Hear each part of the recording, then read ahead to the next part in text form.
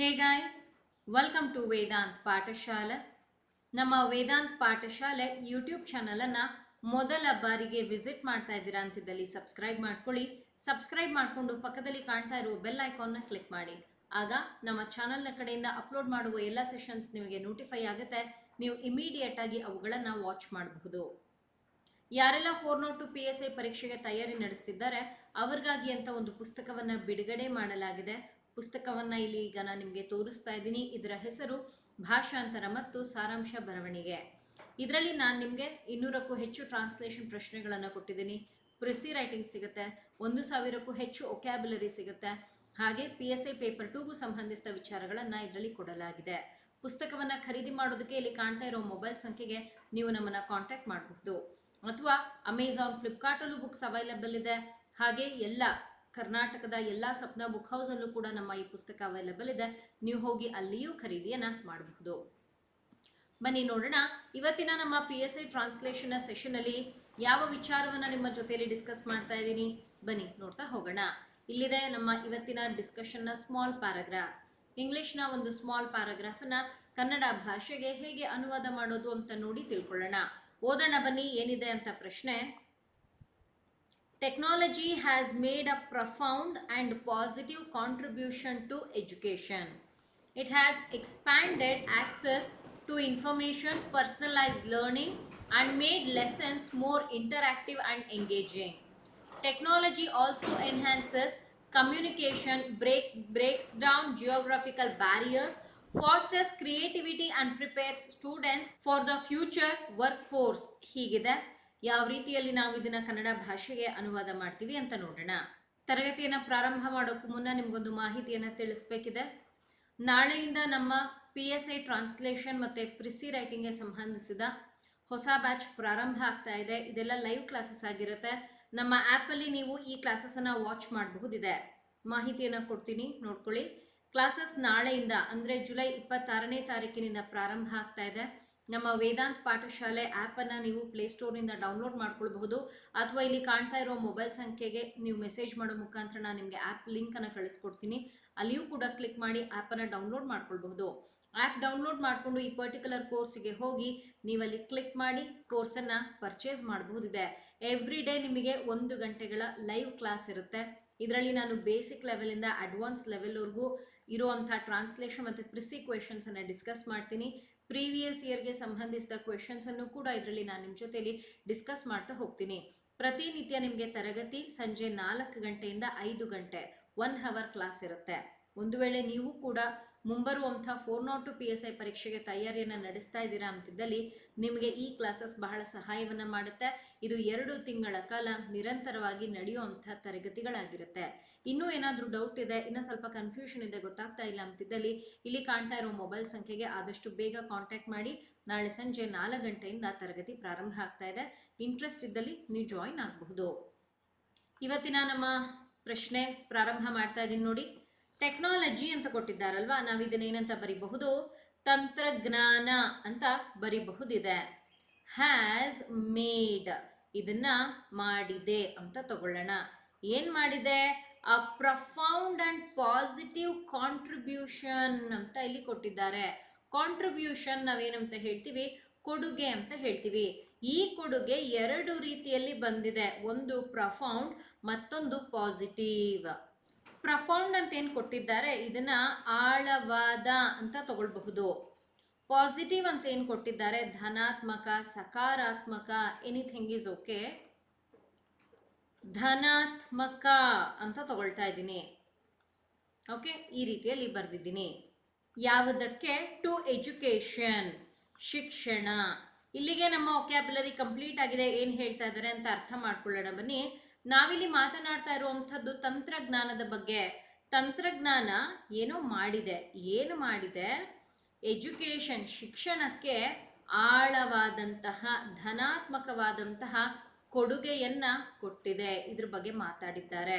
ಹೇಗೆ ಬರಿಬಹುದು? ಬನ್ನಿ ತೋರಿಸ್ತೀನಿ. ಬರೆದು ತಂತ್ರಜ್ಞಾನವು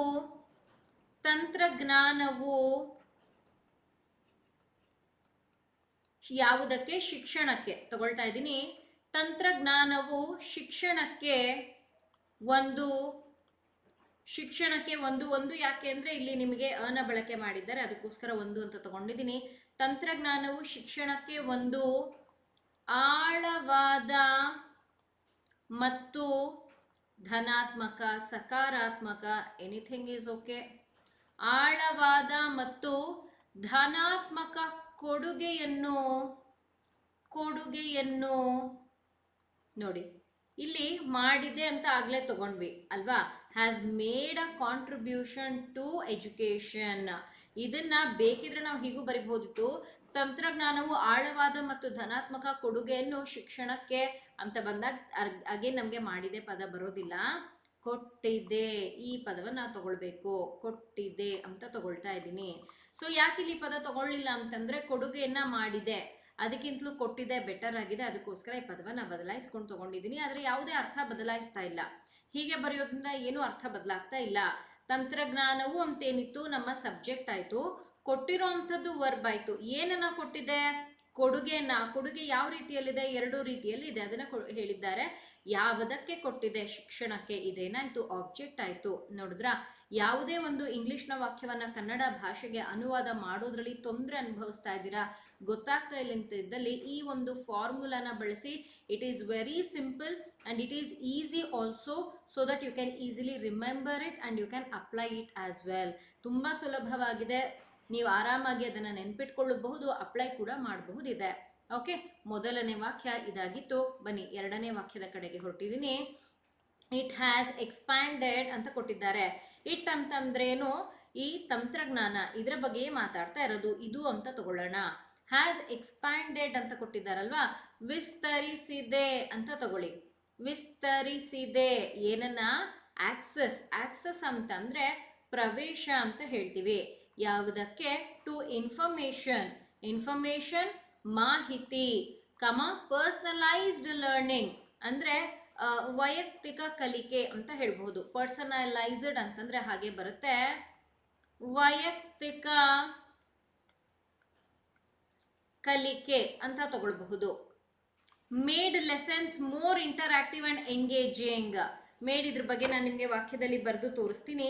ಲೆಸನ್ಸ್ ಅಂತ ಕೊಟ್ಟಿದ್ದಾರೆ ನೋಡಿ, ಪಾಠಗಳು ಅಂತ ತಗೊಳ್ಳೋಣ. More interactive. ಇಂಟರಾಕ್ಟಿವ್ ಅಂತಂದ್ರೆ ಮೋರ್ ಇಂಟರಾಕ್ಟಿವ್ ಅಂತ ಕೊಟ್ಟಿದ್ದಾರಲ್ವಾ, ಮೋರ್ ಅನ್ನುವಂಥದ್ದನ್ನ ಹೆಚ್ಚು ಅಂತ ತಗೊಳ್ಳೋಣ. ಇಂಟರಾಕ್ಟಿವ್ ಸಂವಾದಾತ್ಮಕ ಅಂತ ಹೇಳ್ತೀವಿ. ಆ್ಯಂಡ್ ಮತ್ತು ಎಂಗೇಜಿಂಗ್ ಅಂತ ಕೊಟ್ಟಿದ್ದಾರೆ, ತೊಡಗಿಸಿಕೊಳ್ಳುವುದು ಅಂತ ತಗೊಳ್ಳೋಣ. ಓಕೆ, ಎಸ್, ಇಲ್ಲಿಗೆ ನಮ್ಮ ಒಕ್ಯಾಬ್ಯುಲರಿ ಕಂಪ್ಲೀಟ್ ಆಗಿದೆ. ಏನು ಹೇಳ್ತಾ ಇದ್ದಾರೆ ಅಂತ ಅರ್ಥ ಮಾಡ್ಕೊಳ್ಳೋಣ. ಇಲ್ಲಿ ನಾವು ತಂತ್ರಜ್ಞಾನ ಇದರ ಬಗ್ಗೆ ಮಾತಾಡ್ತಾ ಇದ್ದೀವಿ, ಇದೇ ಸಬ್ಜೆಕ್ಟ್. ಇದು ವಿಸ್ತರಿಸಿದ್ಯಂತೆ, ಇದೇ ವರ್ಬ್. ಏನನ್ನ ಇದು ವಿಸ್ತರಿಸಿರುವಂಥದ್ದು? ಪ್ರವೇಶವನ್ನ. ಯಾವುದಕ್ಕೆ? ಮಾಹಿತಿಯನ್ನ ಪಡ್ಕೊಳ್ಳೋದಕ್ಕಿರಬಹುದು, ವೈಯಕ್ತಿಕವಾಗಿ ವಿಚಾರಗಳನ್ನ ಕಲಿಯೋದಕ್ಕಿರಬಹುದು, ಅಥವಾ ಪಾಠಗಳು ಏನೇನು ಮಾಡ್ತಾರಲ್ವಾ ಆ ಪಾಠಗಳು ಹೆಚ್ಚು ಸಂವಾದಿತ, ಹಾಗೆ ಮಕ್ಕಳು ಅವರನ್ನ ಅದರಲ್ಲಿ ತೊಡಗಿಸ್ಕೊಳ್ಬಹುದಾಗಿರುತ್ತೆ. ಹಾಗೆ ಅಂತ ಇಲ್ಲಿ ಹೇಳಿರುವಂಥದ್ದು. ಹೇಗೆ ಬರಿತೀವಿ ನೋಡಿ, ಇದರಿಂದ ಪ್ರಾರಂಭ ಮಾಡಬೇಕು ನಮ್ಮ ಸಬ್ಜೆಕ್ಟ್. ಇದು ಒಂದೊಂದಾಗಿ ನಾವು ಬರಿಬೇಕಾಗುತ್ತೆ. ಮಾಹಿತಿ, ಇದು ಮಾಹಿತಿ, ವೈಯಕ್ತಿಕ ಕಲಿಕೆ ಮತ್ತು ತಗೊಂಡು ಅದಾದ್ಮೇಲೆ ಮತ್ತು ಅಂತ ತಗೊಳ್ಳಿ, ಮತ್ತು ಮೇಡ್. ಇದನ್ನ ನಾನಾಗಲೇ ಹೇಳ್ತೀನಿ ಅಂತ. ಮಾಡಿದ ಪಾಠಗಳು ಹೇಗಿರಬೇಕು ಅಂತಂದ್ರೆ ಹೆಚ್ಚು ಇಂಟರಾಕ್ಟಿವ್, ಸಂವಾದಿತವಾಗಿರಬೇಕು, ಹಾಗೆ ಮಕ್ಕಳು ಕೂಡ ಅವರನ್ನು ಅದರಲ್ಲಿ ತೊಡಗಿಸ್ಕೊಳ್ಳೋ ರೀತಿಯಲ್ಲಿ ಇರಬೇಕು. ಇದಕ್ಕೆಲ್ಲ ಕೂಡ ಪ್ರವೇಶವನ್ನ ಇದು ವಿಸ್ತರಿಸಿದೆ ಅಂತ ಬರಿತಾ ಇದ್ದೀನಿ. ಮಾಹಿತಿ, ವೈಯಕ್ತಿಕ ಕಲಿಕೆ ಮತ್ತು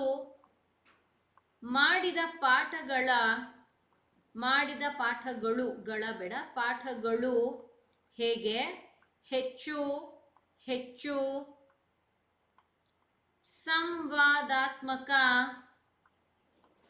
ಹೆಚ್ಚು ಸಂವಾದಾತ್ಮಕ ಮತ್ತು ತೊಡಗಿಸಿಕೊಳ್ಳುವ ರೀತಿಯ, ಈ ಒಂದು ಪದವನ್ನು ಆ್ಯಡ್ ಮಾಡ್ಕೊಳ್ತೀನಿ. ತೊಡಗಿಸಿಕೊಳ್ಳುವ ರೀತಿಯ ಪ್ರವೇಶವನ್ನು ಇದೇನ್ ಮಾಡಿದೆ? ಎಕ್ಸ್ಪ್ಯಾಂಡೆಡ್, ಬೇರೆ ಪದ ನಿಮ್ಗೆ ಗೊತ್ತಿದ್ರೆ ತಗೊಳ್ಬಹುದು. ನಾನಿಲ್ಲಿ ವಿಸ್ತರಿಸಿದೆ ಅಂತ ತಗೊಂಡಿದ್ದೀನಿ. ಸೊ ಇವೆಲ್ಲಕ್ಕೂ ಕೂಡ ಈಗ ನಮಗೆ ಪ್ರವೇಶ ಸಿಗ್ತಾ ಇದೆ ಅಲ್ವಾ. ಈಗ ಲೈವ್ ಕ್ಲಾಸಸ್ ನಮ್ಮ ಆ್ಯಪಲ್ಲಿ ಏನು ಲೈವ್ ಕ್ಲಾಸಸ್ಸನ್ನು ನಿಮಗಾಗಿ ಮಾಡಿಕೊಡ್ತಾ ಇದ್ದೀನಿ ನಾನು. ಹಿಂದೆ ಈ ಬ್ಯಾಚ್ ಇತ್ತು, ಕಂಪ್ಲೀಟ್ ಆಗ್ತಾ ಇದೆ ಅದು ಇವತ್ತು. ನಾಳೆಯಿಂದ ಹೊಸ ಬ್ಯಾಚ್ ಸ್ಟಾರ್ಟ್ ಆಗ್ತಿದೆ ಅಂತ ನಾನು ನಿಮಗೆ ವಿಡಿಯೋನ ಸ್ಟಾರ್ಟಿಂಗ್ನಲ್ಲಿ ತಿಳಿಸ್ದೆ ಅಲ್ವಾ, ಕ್ಲಾಸ್ನ ಸ್ಟಾರ್ಟಿಂಗಲ್ಲಿ. ಇಲ್ಲಿ ಏನಾಗುತ್ತೆ, ಮಾಹಿತಿ ಸಿಗುತ್ತೆ ನಿಮಗೆ, ಒನ್ ಆನ್ ಒನ್ ಎಕ್ಸ್ಪ್ಲನೇಷನ್ಸ್ ಇರುತ್ತೆ ಅಥವಾ ಒನ್ ಆನ್ ಒನ್ ಇಂಟರಾಕ್ಷನ್ ಕೂಡ ಇರುತ್ತೆ. ಪ್ರತಿಯೊಂದನ್ನು ಕೂಡ ಇನ್ ಡೆಪ್ತ್ ಎಕ್ಸ್ಪ್ಲನೇಷನ್ ಅನ್ನು ಕೊಡ್ತೀವಿ. ಏನಾದರೂ ಡೌಟ್ ಇದ್ರೆ ನೀವು ಹೀಗೆ ಕೇಳ್ತೀರಾ. ಸೊ ಪಾಠಗಳು ಇದೇ ರೀತಿಯಲ್ಲೇ ಇಂಟರಾಕ್ಟಿವ್ ಆಗಿರುತ್ತೆ, ನೀವು ಕೂಡ ನಿಮ್ಮನ್ನಲ್ಲಿ ತೊಡಗಿಸ್ಕೊಳ್ಬಹುದು. ನೋಡಿ ಅದೇ ಎಕ್ಸಾಂಪಲ್ನ ಇಲ್ಲಿ ಅಪ್ಲೈ ಮಾಡ್ತಾ ಇದ್ದೀನಿ. ಹೀಗೆ ಟೆಕ್ನಾಲಜಿ ನನಗೆ ಸಹಾಯ ಮಾಡಿದೆ. ಯಾಕೆ, ಈ ಥರದ್ದೊಂದನ್ನು ಬಳಸ್ಕೊಂಡು ನಿಮಗೆ ಎಲ್ಲಿ ನೀವಿದ್ದೀರಾ ಅಲ್ಲಿವರೆಗೆ ಕೂಡ ತರಗತಿಯನ್ನು ಕೊಡೋದಕ್ಕೆ. ಈಗ ನಾವೆಲ್ಲೋ ಇರ್ತೀವಿ, ನೀವೆಲ್ಲೋ ಇರ್ತೀರ ಅಲ್ವಾ. ಟೆಕ್ನಾಲಜಿ ಒಂದು ಗ್ಯಾಪ್ನ ಫಿಲ್ ಮಾಡ್ತಾ ಇದೆ, ಒಂದು ಬ್ರಿಡ್ಜ್ನ ರೀತಿಯಲ್ಲಿ ಸಹಾಯ ಮಾಡ್ತಾ ಇದೆ. ಹಾಗಾಗಿನೇ ಹೇಳಿರೋದು ಇಲ್ಲಿ ಪ್ರವೇಶವನ್ನು ವಿಸ್ತರಿಸಿದೆ ಅಂತ. ಇಟ್ ಅಂತಂದ್ರೇನು, ಸಬ್ಜೆಕ್ಟ್ ಅಂದರೆ ತಂತ್ರಜ್ಞಾನ. ವಿಸ್ತರಿಸಿದೆ ವರ್ಬ್, ಏನನ್ನ ವಿಸ್ತರಿಸಿರುವಂಥದ್ದು, ಆಕ್ಸಸ್ ಅನ್ನ, ಪ್ರವೇಶವನ್ನ. ಯಾವುದಕ್ಕೆ, ಇಲ್ಲೆಲ್ಲ ಕಂಟೆಂಟನ್ನು ಬರೆದಿದ್ದೀವಿ ಇಷ್ಟು ಕೂಡ. ಹೀಗೆ ನಾನು ಇಲ್ಲಿಯೂ ಕೂಡ ಕನ್ನಡದ ಒಂದು ವಾಕ್ಯವನ್ನು ರಚನೆ ಮಾಡೋದಕ್ಕೆ ಬಳಸಿರುವ formula subject plus object plus verb. Okay, ಬನ್ನಿ ಮುಂದಿನ ಪ್ರಶ್ನೆ ಕಡೆಗೆ ಹೋಗೋಣ. ಈ ರೀತಿಯಲ್ಲಿದೆ, ಟೆಕ್ನಾಲಜಿ ತಂತ್ರಜ್ಞಾನ ನಮಗೆ ಗೊತ್ತು, ಆಲ್ಸೋ ಸಹ ಅಂತ ತಗೊಳ್ಬೇಕು.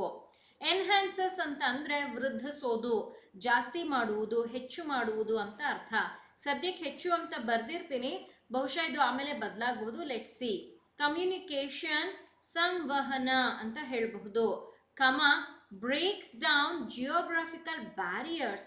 ಬ್ರೇಕ್ಸ್ ಡೌನ್ ಅಂತಂದರೆ ಕಡಿಮೆ ಮಾಡುವುದು ಅಂತ ಹೇಳ್ತೀವಿ.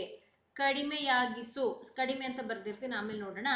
ಜಿಯೋಗ್ರಾಫಿಕಲ್ ಬ್ಯಾರಿಯರ್ಸ್ ಏನು, ಈ ಭೌಗೋಳಿಕ ಅಡೆತಡೆ ಇರುತ್ತಲ್ವಾ ಅದ್ರ ಬಗ್ಗೆ ಮಾತಾಡ್ತಾ ಇದ್ದಾರೆ.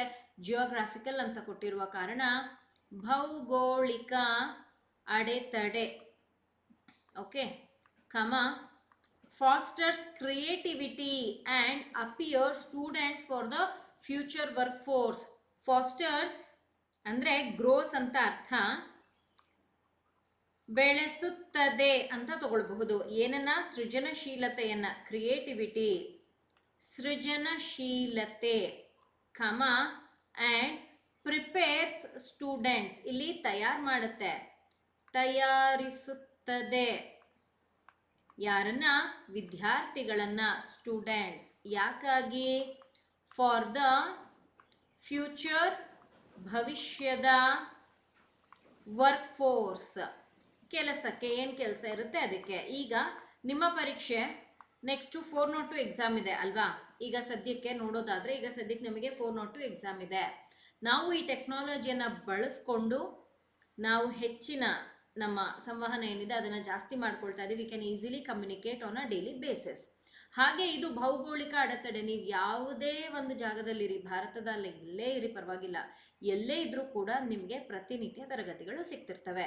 ಅದು ಯೂಟ್ಯೂಬ್ ಮುಖಾಂತರ ಇರಬಹುದು, ಆ್ಯಪ್ನ ಮುಖಾಂತರ ಇರಬಹುದು. ನಮ್ಮದೇ ಅಂತಲ್ಲ, ಎಲ್ಲ ತರಗತಿಗಳು ಕೂಡ ಯಾವುದೆಲ್ಲ ಈ ರೀತಿಯಲ್ಲಿ ಪ್ರೊವೈಡ್ ಮಾಡಲಾಗ್ತಿದೆ, ಆನ್ಲೈನ್, ವರ್ಚುವಲ್, ಎಲ್ಲದ್ರ ಬಗ್ಗೆ ಸೇರಿಸಿ ಮಾತಾಡ್ತಾ ಇದ್ದೀನಿ. ಹಾಗೆ ಕ್ರಿಯೇಟಿವಿಟಿ ಜಾಸ್ತಿ ಮಾಡುತ್ತೆ. ಹಾಗೆ ನಿಮ್ಮನ್ನು ನೀವು ಯಾವುದಕ್ಕೆ ಪ್ರಿಪೇರ್ ಆಗ್ತಿರ್ತೀರ ಅಲ್ವಾ. ಕೆಲವು ಪರೀಕ್ಷೆಗಳಿಗೆ, ಕೆಲವರು VAO ಪ್ರಿಪೇರ್ ಆಗ್ತಿದ್ರ, ಕೆಲವರು PDO, ಕೆಲವರು PSI ಪರೀಕ್ಷೆಗೆ ಪ್ರಿಪೇರ್ ಆಗ್ತಾ ಇದ್ದಾರೆ. ಈಗ ಅಪ್ಕಮಿಂಗ್ ಎಕ್ಸಾಮ್ಸ್ ಅದೇ ಇರೋದು, ಹಾಗಾಗಿ ಅದನ್ನೇ ಎಕ್ಸಾಂಪಲ್ ಆಗಿ ತಗೊಳ್ತಾ ಇದ್ದೀನಿ. ಭವಿಷ್ಯದ ಆ ಕೆಲಸಗಳಿಗೆ ನಾವೇನು ಮಾಡ್ತೀವಿ, ತಂತ್ರಜ್ಞಾನದ ಸಹಾಯದಿಂದ ವಿದ್ಯಾರ್ಥಿಗಳನ್ನು ತಯಾರು ಮಾಡ್ತೀವಿ. ಅದ್ರ ಬಗ್ಗೆ ಇಲ್ಲಿ ಹೇಳಿರುವಂಥದ್ದು. ಈಗ ಹೇಗೆ ಬರೆಯೋದು ನೋಡಿ, ಟೆಕ್ನಾಲಜಿ ಅಂತೇನಿದೆ ಅಲ್ವಾ, ಇದನ್ನೇ ನಾವು ಸಬ್ಜೆಕ್ಟ್ ಅಂತ ಹೇಳ್ತೀವಿ. ಇದು ಕೆಲಸಗಳನ್ನು ಹೀಗೆ ಮಾಡ್ತಾ ಬರುತ್ತೆ. ಸಂವಹನವನ್ನು ಜಾಸ್ತಿ ಮಾಡುತ್ತೆ, ಭೌಗೋಳಿಕ ಅಡೆತಡೆ ಏನೇ ಇದ್ರೂ ಅದನ್ನು ಕಡಿಮೆ ಮಾಡುತ್ತೆ, ಸೃಜನಶೀಲತೆಯನ್ನು ತುಂಬಾ ಬೆಳೆಸ್ತಾ ಹೋಗುತ್ತೆ. ಹಾಗೆ ವಿದ್ಯಾರ್ಥಿಗಳನ್ನು ಭವಿಷ್ಯದ ಕೆಲಸಕ್ಕೆ ತಯಾರು ಮಾಡುತ್ತೆ. ಈ ರೀತಿಯಲ್ಲಿ ನಮಗೆ ನೋಡಿದ್ರೆ enhance, breaks down, Foster's, prepares ಎಲ್ಲವೂ ಕೂಡ ವರ್ಬ್. ತಗೊಳ್ಳೋದು ಹೇಗೆ ಬನ್ನಿ ಹೇಳ್ಕೊಡ್ತೀನಿ. ನನ್ನ ಜೊತೆ ಬರಿತಾ ಇದ್ದೀರಾ ಅಂತಿದ್ದಲ್ಲಿ ಬರ್ಕೊಳ್ಬಹುದು ನೀವು. ತಂತ್ರಜ್ಞಾನವು ತಗೊಳ್ಳೋಣ. ತಂತ್ರಜ್ಞಾನವು ಒಂದೊಂದಾಗಿ. ತಂತ್ರಜ್ಞಾನವು ಸಂವಹನವನ್ನು ಸಂವಹನವನ್ನು ಅಂತ ದೀರ್ಘ ತಗೊಳ್ತೀನಿ, ಬಿಕಾಸ್ ಸಹ ಅಂತ ಕೊಟ್ಟಿದ್ದಾರೆ, ಅದಕ್ಕೋಸ್ಕರ ಸಂವಹನವನ್ನೂ ಸಹ ಹೆಚ್ಚಿಸುತ್ತದೆ. ತಗೊಳ್ಳಿ, ಬೇರೆ ಪದ ಬೇಕಿದ್ರೆ ತಗೊಳ್ಬಹುದು ನೀವು. ಅಂದರೆ ಎನ್ಹ್ಯಾನ್ಸ್ ಅಂದರೆ ವೃದ್ಧಿ ಮಾಡೋದು ಅಂತ ಅರ್ಥ, ಇನ್ನೇನು ಇಲ್ಲ. ಕಮ ಬ್ರೇಕ್ಸ್ ಡೌನ್ ಜಿಯೋಗ್ರಫಿಕಲ್ ಬ್ಯಾರಿಯರ್ಸ್, ಅದನ್ನು ಹೇಗೆ ಬರಿಬಹುದು? ಭೌಗೋಳಿಕ ಅಡೆತಡೆಗಳನ್ನು ಕಡಿಮೆಯಾಗಿಸುತ್ತದೆ. ಅಡೆತಡೆಗಳನ್ನು ಕಡಿಮೆಯಾಗಿಸುತ್ತದೆ. ಓಕೆ, ಕಮ. ಅದಾದಮೇಲೆ ಫಾಸ್ಟರ್ಸ್ ಕ್ರಿಯೇಟಿವಿಟಿ, ಸೃಜನಶೀಲತೆಯನ್ನು ಬೆಳೆಸುತ್ತದೆ. ಸೃಜನಶೀಲತೆಯನ್ನು ಬೆಳೆಸುತ್ತದೆ. ಅದಾದಮೇಲೆ ಕಮ ಮತ್ತೆ ಆ್ಯಂಡ್ ಅಂತ ಕೊಟ್ಟಿದ್ದಾರೆ ನೋಡಿ ಅಲ್ವಾ, ಒಂದು ಕಂಜಂಕ್ಷನ್ ಇದೆ, ಇದನ್ನು ತಗೊಳ್ಬೇಕು. ಆ್ಯಂಡ್ ಮತ್ತು ವಿದ್ಯಾರ್ಥಿಗಳನ್ನು ಭವಿಷ್ಯದ ಕೆಲಸಕ್ಕೆ ತಯಾರಿಸುತ್ತದೆ. Anything is okay. ಮತ್ತು ವಿದ್ಯಾರ್ಥಿಗಳನ್ನು ಮುಂದಿನ ಭವಿಷ್ಯದ ಏನಾದರೂ ಬರೀರಿ. ಐ ಥಾಟ್ ಟು ರೈಟ್ ಮುಂದಿನ, ಬೇಡ, ಭವಿಷ್ಯದ ಅಂತ ಇಲ್ಲಿ ಬರೆದಿರೋ ಕಾರಣ ನಾನು ಅದನ್ನೇ ಬರಿತೀನಿ. ವಿದ್ಯಾರ್ಥಿಗಳನ್ನು ಭವಿಷ್ಯದ ಕೆಲಸಕ್ಕೆ ಏನು ಮಾಡುತ್ತೆ? ಸಿದ್ಧಪಡಿಸುತ್ತದೆ, ತಯಾರು ಮಾಡುತ್ತದೆ, ಏನಾದರೂ ತಗೊಳ್ಳಿ. ಓಕೆ, ಸಿದ್ಧಪಡಿಸುತ್ತದೆ, ಫುಲ್ ಸ್ಟಾಪ್. ನೋಡಿ, ಈ ರೀತಿಯಲ್ಲಿ ಇಲ್ಲಿ ತಗೊಳ್ಳಲಾಗಿದೆ. As I said you people earlier, ಇಲ್ಲಿ ನಮಗೆ ಹೆಚ್ಚಿಸೋದು, ಕಡಿಮೆ ಮಾಡುವುದು, ಬೆಳೆಸುವುದು, ಸಿದ್ಧಪಡಿಸುವುದು, ಇದೆಲ್ಲ ಏನಾಯಿತು? ಕ್ರಿಯಾಪದವಾಯಿತು. ಈ ಕ್ರಿಯಾಪದಗಳು ಹೇಗೆ ನಡೀತಾ ಇದೆ ನೋಡಿ, ಇಲ್ಲಿ ನಾನು ತೋರಿಸ್ತೀನಿ. ಹೆಚ್ಚಿಸ್ತಾ ಇರೋದು ಏನನ್ನ? ಸಂವಹನವನ್ನ. ಕಡಿಮೆ ಮಾಡ್ತಾ ಇರೋದೇನನ್ನ? ಭೌಗೋಳಿಕ ಅಡೆತಡೆಗಳನ್ನ. ಬೆಳೆಸ್ತಾ ಇರೋದು ಸೃಜನಶೀಲತೆಯನ್ನ. ಸಿದ್ಧ ಮಾಡ್ತಾ ಇರೋದು ವಿದ್ಯಾರ್ಥಿಗಳನ್ನ ಮುಂದಿನ ಕೆಲಸಗಳನ್ನ ಮಾಡೋದಕ್ಕಾಗಿ. ಹೀಗೆ ಇಲ್ಲಿರೋ ಎಲ್ಲವೂ ಕೂಡ ವರ್ಬ್ ಆಗುತ್ತೆ. ಆ ಒಂದು ಕ್ರಿಯಾಪದ ಯಾವುದಕ್ಕೆ ಸಂಬಂಧಿಸಿದೆ? ಇಲ್ಲಿನ ಆಬ್ಜೆಕ್ಟ್ಸ್ಗೆ ಸಂಬಂಧಿಸಿದೆ. ಹೀಗೆ ಇಲ್ಲಿ ಬರೆಯಲಾಗಿದೆ. ತಂತ್ರಜ್ಞಾನ ಅನ್ನುವಂಥದ್ದು ಸಬ್ಜೆಕ್ಟ್ ಆಗಿದೆ ನೋಡಿ. Subject plus object plus verb, ಒಂದೊಂದಕ್ಕೂ ಕೂಡ ಇದು ಅಪ್ಲೈ ಆಗುತ್ತೆ. ಇಲ್ಲಿಯೂ ಕೂಡ ವಾಕ್ಯವನ್ನು ರಚನೆ ಮಾಡೋದಕ್ಕೆ ನಾನು ಬಳಸಿರುವಂತಹ formula subject plus object plus verb. ಯಾರಿಗೆಲ್ಲ ಕನ್ನಡ ವಾಕ್ಯವನ್ನು ಬರೆಯೋದಕ್ಕೆ ಕಷ್ಟ ಆಗ್ತಿದೆ ನೆನ್ಪಿಟ್ಕೊಳ್ಳಿ, this is a very simple formula. And ನಿಮ್ಗೆ ಯಾವಾಗಲೂ ಕೂಡ ಆಲ್ಮೋಸ್ಟ್ ಕನ್ನಡ ಭಾಷೆಯಲ್ಲಿ ವರ್ಬ್ ಕೊನೆಯಲ್ಲೇ ಸಿಗುತ್ತೆ. This is important, kindly remember this one. Okay, ಇವತ್ತಿನ ತರಗತಿಯಲ್ಲಿ ನಿಮ್ಮ ಜೊತೆಯಲ್ಲಿ ನಾನು 3 ವಾಕ್ಯಗಳುಳ್ಳ ಒಂದು ಸ್ಮಾಲ್ ಪ್ಯಾರಾಗ್ರಾಫ್ನ ಯಾವ ರೀತಿ ಇಂಗ್ಲಿಷ್ ಭಾಷೆಯಿಂದ ಕನ್ನಡ ಭಾಷೆಗೆ ಅನುವಾದ ಮಾಡಬೇಕು ಅಂತ ಹೇಳಿಕೊಟ್ಟೆ. I hope you have understood our today's session. ನಮ್ಮ ಹೊಸ ಕ್ಲಾಸಸ್ನ ಬಗ್ಗೆ ನಾನು ನಿಮ್ಗೆ ಆಲ್ರೆಡಿ ಹೇಳಿದ್ದೀನಿ.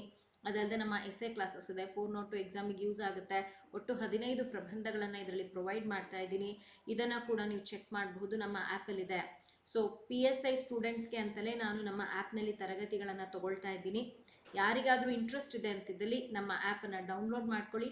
ಪ್ಲೇಸ್ಟೋರಿಗೆ ಹೋಗಿ ವೇದಾಂತ್ ಪಾಠಶಾಲೆ ಅಂತ ಸರ್ಚ್ ಮಾಡಿದ ತಕ್ಷಣ ನಮ್ಮ ಈ ಐಕಾನ್ ಇರುವ ಆ್ಯಪ್ ನಿಮಗೆ ಕಾಣುತ್ತೆ.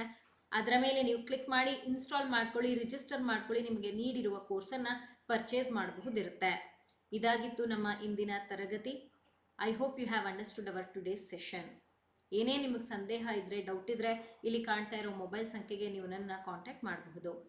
ಚೆನ್ನಾಗಿ ಓದ್ಕೊಳ್ಳಿ. Thank you people. Happy learning.